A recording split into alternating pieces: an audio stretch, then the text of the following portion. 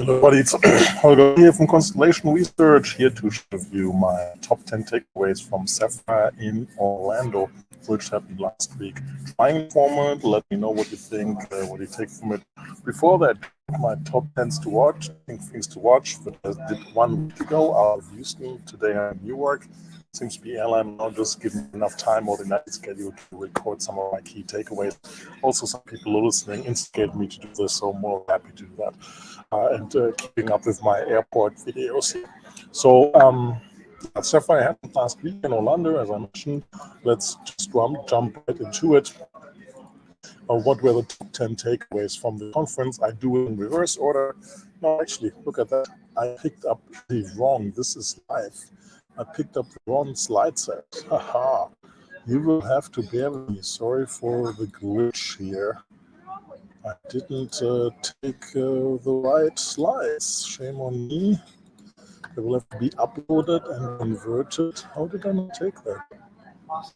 Top takeaways, not top 10 things to watch. Well, in the meantime, while StreamYard is converting them, what were your takeaways? Feel free to mention those. If you attended remotely online, lots of people went online. I think it was 30,000 live. And here, kudos to StreamYard for being ready. So here we go with the top 10 takeaways from Sapphire, not the top 10 things to watch. Sorry for that. So, 10 as I mentioned. So, last year, SAP did a really good integrated demo. Sapphires, if you're old enough and have the gray hair, know that Sapphires would always show the whole integration. This was the mantra of the 90s, the whole value chain, how it was being added and changed by adding supply chain management to it, by adding purchasing to it before the SRM, by adding CRM to it. It was always the end-to-end value proposition of the enterprise. That kind of like got lost in the zeros of the 2000s and definitely in the teens of 2000s. It was really good to see that back with high woven ice cream last year being produced in the circles. A tough to top ice cream, but, and let me grab it, SAP did something great too, because nothing is cooler in a demo if you can take something home or consume it, like the ice cream. In this case, we got something to take home, which I'm trying to grab from my Constellation bag. It's too warm here in Newark to wear it as the live drop, because we got a custom-made NFC chip. Now I have to hold it next to me so it's visible. Oh, bummer. Can't make it visible. Here we go. Custom NFC chip, which works, I'll talk about this a little bit, works beyond the demo, right? So it's your NFC name. You can go, it starts a website, you can learn about SAP products, everything, stay involved, pick your scenario, great showcase of different technologies. So overall, a very well done integrated demo. Number 9, and this was buried, I don't think there's even press release. I asked them in the executive Q&A with Christian Klein, Julia White, Jürgen Müller, and Mohammed Salam, what were the top 10 or the most important things beyond AI, because everybody's speaking to AI and other stuff is happening too. And one of the nuggets that came from Jürgen Müller was that now we can provision HashiCorp, which is now probably part by IBM already, as the way to provision BTP. This is super powerful for customers, standardized in HashiCorp, Terraform. To do that and being able to provision SAP resources in the cloud like this is a major value prop which got buried in all the AI news. So kudos to the BTP for that. As I predicted, with more alarm coming from originally Microsoft and then the spend management side, the spend management integration would get stronger as for HANA. That was part of the product keynote. Forgot the lady, she did a great job. Marketing or solution management ruled the stage from that perspective. As an HR analyst covering also HR, I would have loved to see more of Fieldglass. Really unfortunate to see that. I made it up by going to the booth. There's a much improved UI now. There's a consistent UI with SuccessFactors, which is a major step. Also integration between Fieldglass gig workers and regular employees has been given, which I don't know where in the last 2, 3, 4 years that was added. It wasn't the case 5 or 6 years ago. But no surprise, it's always the same. If an executive gets promoted at a vendor, that area gets more prominence in the keynote and integration. And I think the previous S4HANA team was mainly tasked on the biggest problem at hand for SAP, which is the value upgrade proposition. And all the other things which were not owned and known were a little bit like, okay, psychology and product development. It's great news moving forward. Missing in action was manufacturing, right? To be fair to SAP, Sapphire Barcelona is happening this week, starting this week. Europe is the manufacturing stronghold of SAP. Maybe they kept some more data there. Last year, I didn't make it to the Florida swamps. I was in Barcelona. And there was exactly the same information like the week before at Sapphire, even with videos played in. Customers didn't like that. I hope SAP listened and made that better. But this might be some manufacturing news next week. It's a tremendous opportunity for SAP. We'll talk about this in a little bit, but also because the world manufacturing SAP. Germany has some well-regarded thought leadership with Industry 4.0 or 4.0, and SAP somehow can't get this customer expertise into product, which is one of the big mysteries of the SAP product side. On number 6, SAP, the BTP is growing stronger and stronger. A very, very key maturization is the build capability. BTP is what I call an EAP, an enterprise application platform, which allows you to not only extend the application and integrate, but also to build your own automation. And the build use case, build on low-code, no-code capabilities of acquired company at Guyver, is ready for prime time. Very, very critical for all the customization done by ECC customers who may want to be interested to move over. That is the place where SAP is putting them. The quality of build function in BTP is more or less the make or break for the strategic customizations, on which we got a very interesting tidbit from Thomas Sauersig in his keynote, saying that over 60% of custom functions, the Z functions, have not been used by customers in a year. The year matters a lot because some things only run once a year, a yearly close, right? So it might be custom, so you only see it once. But that's, of course, a staggering number. But the question is, of course, if I don't use these since a year, will I not use them? 5-year planning scenarios may come to mind, but there should be much for that. But there's 40% left, and that 40% is a ton and boatload of code, and that's what SAP wants to build and build. If you're an SAP customer, no matter where, look at the build capabilities, because it's key to have the same additional things which you don't want SAP to deliver because it's strategic differentiation for you. You don't expect SAP will ever deliver. SAP might have the guts at some point say, we will not deliver this. So you are on your own, but you're in the same authorization, name, security, access API spaces significantly faster than with any other third-party low-code, no-code tool, which of course have their benefits too. Check out my shortlist on the top, but it's always the EAP of the SaaS vendor which plays a huge role there. Enough on BTP. Number 5, very interesting, close near to my heart. That's where I started out, the CRM space.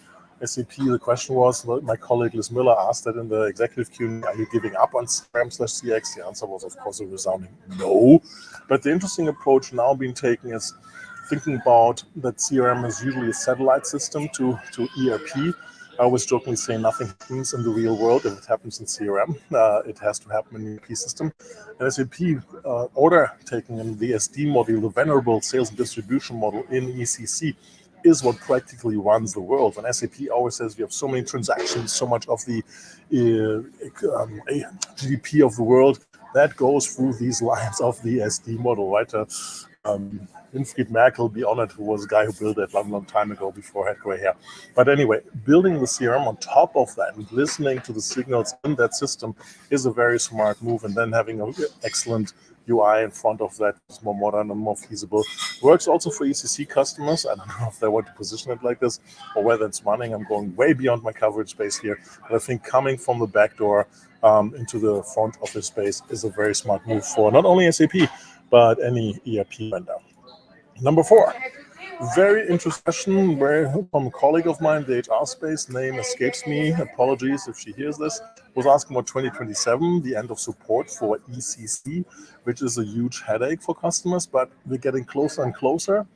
SAP is giving a roadmap, what is coming, what is not coming, so I can plan as CIO. So we're going to be again in this Mexican standoff, right, with 2 revolvers to the head, who will flinch.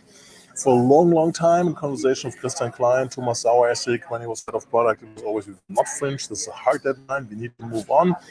We totally understand because this has our maintenance resources. The tone at Sapphire this year was very different. It was about we won't leave customers behind. In a Q&A session, which I couldn't attend because I was double or triple booked, there was a statement that was obvious, right? If we leave customers behind, we open ourselves, SAP, up for an RFP. Customers have no reason to be there, right? So Christian Klein says explicitly to the question, the technical upgrade, well, I'll fill in the lines here, right? Perfidious was a move to S4HANA, do the technical upgrade, and then do your differentiation work. Christian said it the other way around. First of all, we will leave no customers behind. Fits with the other statement. Secondly, we want you to do this right. So think about the business transformation first. Think about the upgrade late. We will see if this means 2027 becomes, usually it's always 2 years, 2029, it's always odd years, I don't know. Watch the 2027 space from that perspective. Now, one of my key questions always has been, since I'm an analyst since 2013, asking Hasso Plattner in the one-to-one, what are you doing about big data, Hadoop style technologies? He said that's not the way. As we know, Hasso Plattner has retired. Congratulations to him for being a tech changer in the landscape, one of the tech titans out there. And the first question from Robert Straub, remember that name, so kudos to Robert if he listens here, was, what are you doing in the space? And it was like, oh, we could be doing something, wink, wink, and so on. The other side issues I had, like Hasso not being there. I mean, Hasso himself 3-4 years ago said, as one of his biggest mistakes, that he kind of like didn't say it clearly, but he said, I hold on to real time for too long.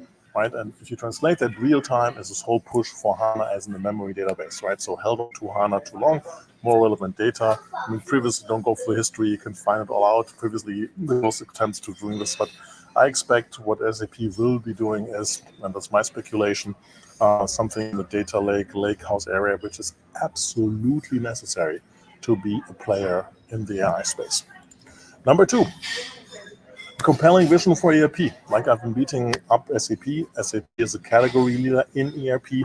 If someone has to carry the vision how ERP is going to be done in the 21st century, it has to be the category leader in this time SAP, and we don't hear anything. Now, AI enters in the picture.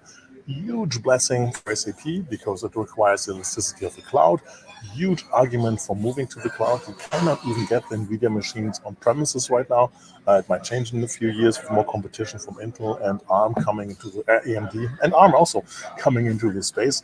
But the question is, the vision, how will companies, enterprises do business in 2024, 2025, 2026 on top of these, what I call infinite conflict technologies, so internet connectivity, everybody's connected, video conferencing, video from everywhere, everybody's has insights as much as they want. There's cheap compute in the cloud, and there will be infinite AI or machine learning from that perspective. So that was missing action. I think a big miss, big takeaway. We'll see what it is. And then at the core of the problem is, of course, the S4HANA upgrade. Is the value proposition right?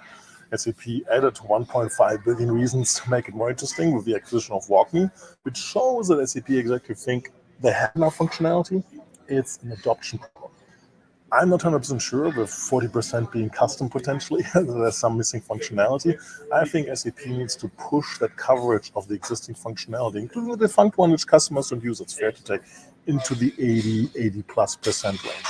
And where we are on that is work with SAP really has to do.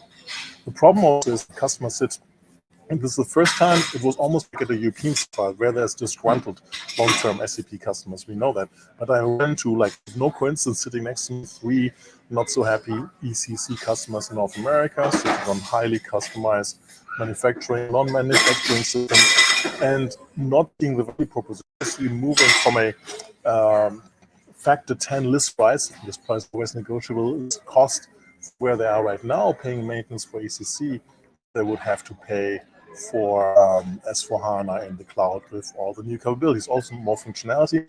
But I can understand that somebody doesn't want to pay double for having this pain and risk to upgrade to something, and then paying double for that to be there, right? So, well, we'll see how that goes. It remains the top spot thing to do and look at. This is Holger Mueller with hopefully not too much clonking of things being moved in the United Lounge here and kids running around. Hopefully my audio is good. Appreciate you watching. What did you take away from Sapphire Orlando last week? By your top X, 3, 4, 5, or any takeaway, please be social.